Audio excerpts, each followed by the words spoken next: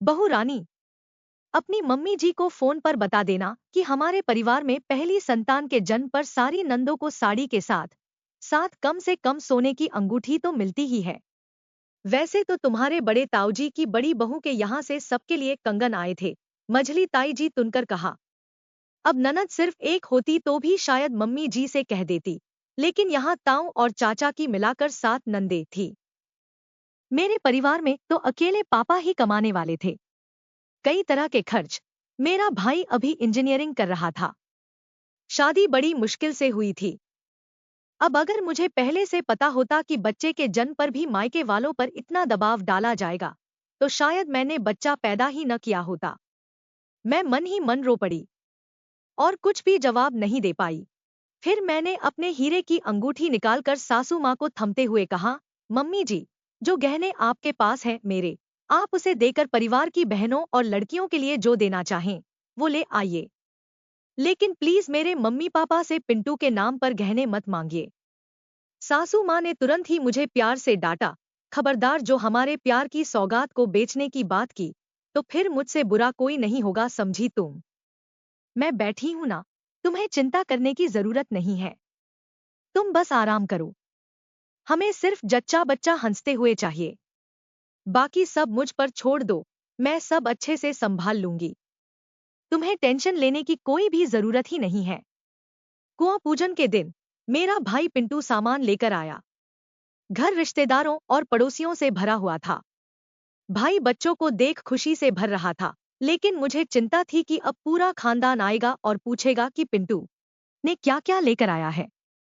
बच्चों की नानी ने क्या क्या सामान भेजी है, जरा दिखाओ अभी तो।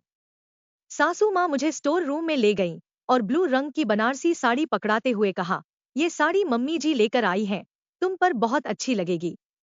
और ये सब साड़ियाँ तुम्हारी नंदों के लिए हैं। फिर उन्होंने मुझे एक एक चीज दिखानी शुरू की और मैं आश्चर्यचकित से रह गई।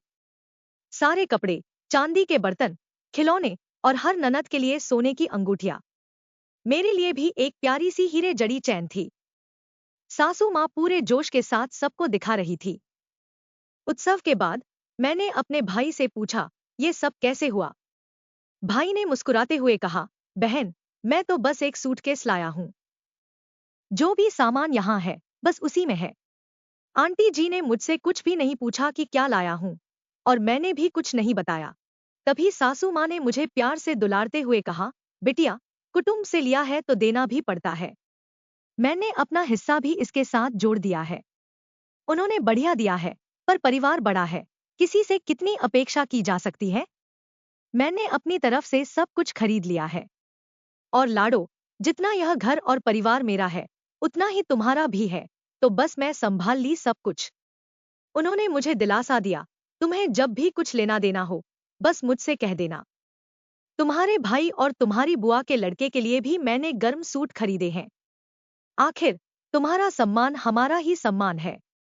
मैंने हंसते हुए कहा, मम्मी जी, थोड़ा सा और बदलाव चाहिए। ये हीरे की चैन की दादी जी के गले में ज्यादा अच्छी लगेगी। मेरे लिए तो इतने प्यारे परिवार का हिस्सा बनना ही सबसे बड़ी खुशी है। कहते हुए मेरी आंखें खुशी से छलछला उठीं और मम्मी जी ने मुझे अपने गले से लगा लिया। तो फ्रेंड्स, कैसी लगी हमारी आज की स्टोरी वीडियो किसी भी वजह से अच्छा लगा हो तो लाइक एंड सब्सक्राइब किए बिना ना जाए। आपका दिन शुभ हो। धन्यवाद।